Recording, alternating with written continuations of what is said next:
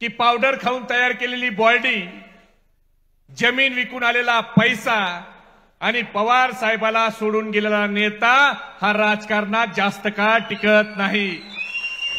पण आपण सगळ्यांनी ज्यांना निष्ठेचा, आशेचा किरण म्हणून पाहिलं, तो गद्दारीचा आणि धोकेबाजीचा किरण निघाला। डॉक्टर पिचड साहेबांचं वैभव टिकलं नाही तर तुमचं इंजेक्शन काय टिकणार आहे?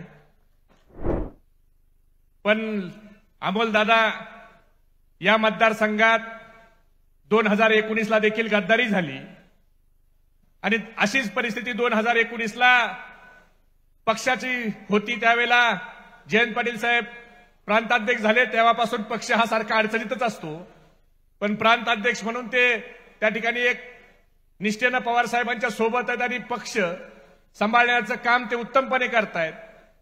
पण ज्या वेळेला 2019ला देखील गद्दारी होत होती, त्यावेळेला मी एक गोष्ट नेहमी सांगायचो की पावडर खाऊन तयार केलेली बॉडी, जमीन विकून आलेला पैसा आणि पवार साहेबाला सोडून गेलेला नेता हा राजकारणात जास्त काळ टिकत नाही।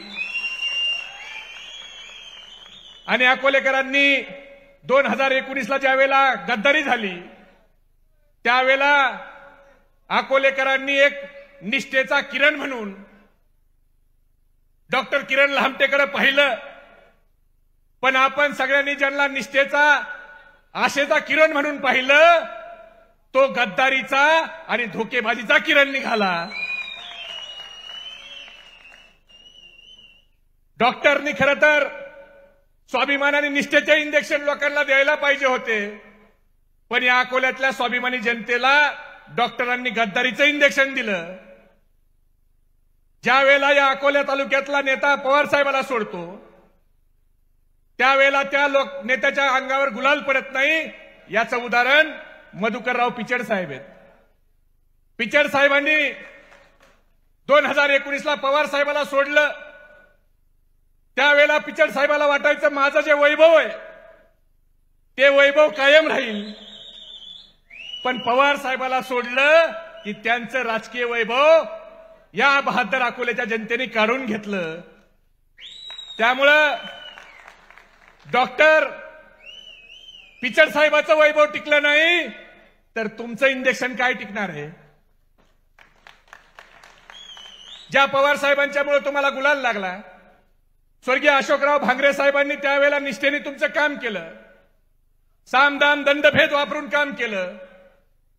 तुम्ही आमदार झालं कीच त्यांनी नेमलेल्या पदाधिकाऱ्याला विरोध करायला खरं तर सुरुवात केली।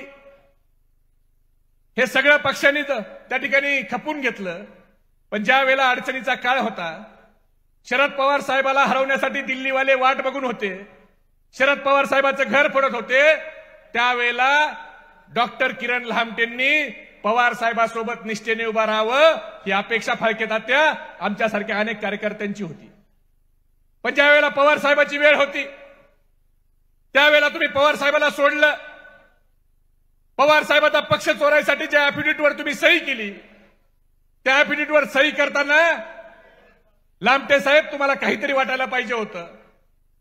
ज्या पवार साहेबांनी 25 वर्षापूर्वी राष्ट्रवादी काँग्रेस पक्ष स्थापन केला, तो पक्ष वाढवला, तो पक्ष मोठा केला आणि तो पक्ष चोरताना त्या ऍफिडेव्हिटवर, ज्या ऍफिडेव्हिटवर मध्ये लिहिलं होतं की शरद पवार साहेब हे हुकुमशहाप्रमाणे वागतात, त्यांनी घर चालवलं असा पक्ष चालवला, त्या ऍफिडेव्हिटवर सही करताना तुमच्या मनाला 2 मिनिटं काहीच कसं वाटलं नाही हा प्रश्न आम्हाला पडतो।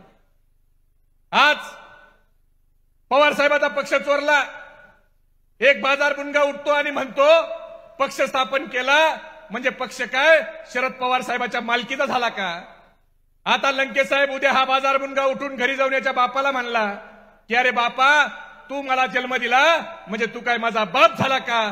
तर नवल वाटू देऊ नका, कारण आता ही सगळी बाप बदलणारी टोळी तयार झाली। यांच्यात एक जळगावचे नेते होते, ते नेहमी सांगायचे कतलिया कई सांप बदल लेते हैं, पुण्य के आड़ में पाप बदल लेते हैं, मतलब के लिए कुछ लोग अपने बाप बदल लेते हैं। आणि आज महाराष्ट्राच्या राजकारणात हे सर्रास चाललंय।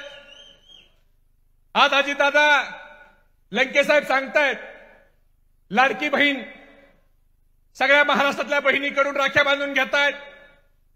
बरं कोणती योजना कुणी सांगावी? फाळके तात्या याला काही मर्यादा आहेत? लाडकी बहीण हा शब्द अजितदादाच्या तोंडात शोभतो का? ज्या अजितदादानं स्वतःच्या बहिणीला लोकसभेत छळलं ते अजितदादा आता लाडकी बहीण म्हणताय. अहो दादा, तुम्ही तुमच्या बहिणीचे झाला नाहीत, महाराष्ट्रातल्या ह्या बहिणीचे कधी होणार आहेत? हे न समजणे एवढी महाराष्ट्रातली जनता खुळी नाही. ठीक आहे, अजितदादांनी पक्ष सोडला, पक्ष चोरला.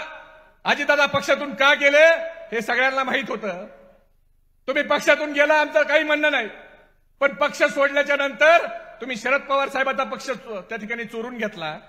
तुम्ही शरद पवार साहेबांच्या शेवटच्या निवडणुकीची वाट बघितली. अहो दादा, आपल्या महाराष्ट्राची संस्कृती आहे. आपल्या वडिलाचं छत्र 100 वर्ष जरी आपल्या डोक्यावर असलं तरी आपल्याला ते अजून 10 वर्ष असावं, ही महाराष्ट्राची संस्कृती आहे. पण तुम्ही भारतीय जनता पार्टीच्या विकृतीत गेला आणि तुम्ही शरद पवार साहेबांच्या शेवटच्या निवडणुकीची वाट बघितली. आणि आता आज हे लोक लाडकी बहीण म्हणणार, आज आम्ही विकासासाठी गेलो म्हणणार. अरे लोकांनी तुम्हाला निष्ठा आणि स्वाभिमानासाठी मतं दिले होते. माझ्या अगोदर सुनील गव्हाणेंनी जे सांगितलं की किती प्रकल्प हे गुजरातला घेऊन गेलेत, मी त्याचा परत उल्लेख करणार नाही. गुजरातला ह्यांनी सोन्याची लंका करावी, पण मागच्या 2 वर्षात 17 प्रकल्प आपले महाराष्ट्रातले ह्यांनी गुजरातला नेले. त्या माध्यमातून 5,37,000 कुटुंबाच्या घरी जी चूल पेटणार होती त्या चुलीमध्ये पाणी ओतण्याचं पाप ह्या लोकांनी केलंय. अरे मग सगळे प्रकल्प जर तुम्ही गुजरातला नेणार असाल तर मतदान मागायला देखील तुम्ही गुजरातला जा, महाराष्ट्रामध्ये मत मागायचा तुम्हाला नैतिक अधिकार नाही. लोकसभेमध्ये ह्यांनी मराठा ओबीसी वाद लावायचा प्रयत्न केला, त्यामध्ये ह्यांना यश आलं नाही. आता ह्यांनी हिंदू मुस्लिम वाद लावायची सुरुवात केली. नाशिकमध्ये एक रामगिरी महाराज नावाचे महाराज मोहम्मद पैगंबरांच्या बद्दल बोलतात. खरं तर साधू संतांची शिकवण आहे, सर्वधर्म समभावाची शिकवण ही वारकरी संप्रदायाची शिकवण आहे. पण असे काही महाराज बोलतात, त्यावर मुख्यमंत्री जाऊन सांगतात की या महाराजांच्या केसाला कुणी हा धक्का लावणार नाही. म्हणजे तुम्ही प्रोत्साहन देताय हिंदू मुस्लिम वाद होण्यासाठी. एक भारतीय जनता पार्टीचा आमदार लंके साहेब सगळा मोजला तो 4 आणे 1.5 फुटाचा आहे, पण तो 1.5 फुटा देखील मुस्लिम समाजाच्या बद्दल वाईट बोलतो. अरे बाबा, तू महागाईवर बोल, तू बेरोजगारीवर बोल, पण हा महागाईवर बोलत नाही, बेरोजगारीवर बोलत नाही. हा हिंदू मुस्लिम वाद कसा होईल याच्यावर बोलतो. पण ज्या लोकांना 2 जातीमध्ये तेढ निर्माण करायची आहे त्या लोकांना मला एवढंच सांगायचंय की ना मंदिर की बात हो ना मस्जिद की बात हो, ना मंदिर की बात हो ना मस्जिद की बात हो, युवा बेरोजगार है, पहले उसके निवालों की बात हो. मेरे नींद को दिक्कत ना भजन से है ना अजान से है, मेरे नींद को दिक्कत ना भजन से है ना अजान से है, मेरे नींद को दिक्कत मरते हुए जवान और खुदकुशी करते किसान से है. आज शेतकरी आत्महत्या करतोय, जवान मरतो, त्याच्याकडे या सरकारचं लक्ष नाही. या सरकारचं लक्ष हे पक्ष फोडण्याच्याकडे, पक्ष चोरण्याकडे. आज आपल्या सगळ्याची उपस्थिती जर पाहिली तर आज सगळे डॉक्टर हे प्रवरा नगरच्या डॉक्टर सारखे गोळ्या खाऊन झोपल्याशिवाय राहणार नाही. कारण आज काय कोणत्याही डॉक्टरला झोप लागणार नाही.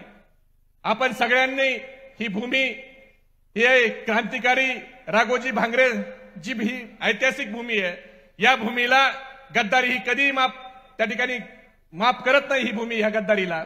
आणि आपण ज्यांनी पवार साहेबाला सोबत गद्दारी केली त्या सगळ्या गद्दारांना आपल्याला धडा शिकवायचा आहे ना. तुतारी वाजवायची आणि गद्दारी गाडायची आहे. गाडायची का नाही गद्दारी? इथं सगळे तरुणांच्या सोबत आमचे वयस्कर सगळे पवार साहेबांच्या ला मानणारे टोपीवाले लोक आहेत आणि हे सगळे गद्दारीला धडा शिकवणार आहेत का? आवाज इकडे कमी येतोय, एवढ्या कमी आवाजात कसं व्हायचा? जरा तुमचा आवाज एवढा लांब वर तिकडे डॉक्टरच्या कानठळ्या बसल्या पाहिजेत असा आवाज निघला पाहिजे. शिकवायचा आहे का धडा? मग मी घोषणा देतो, हात वर करून घोषणा द्या. आपला हात वर असताना शेजाऱ्याकडे लक्ष ठेवा.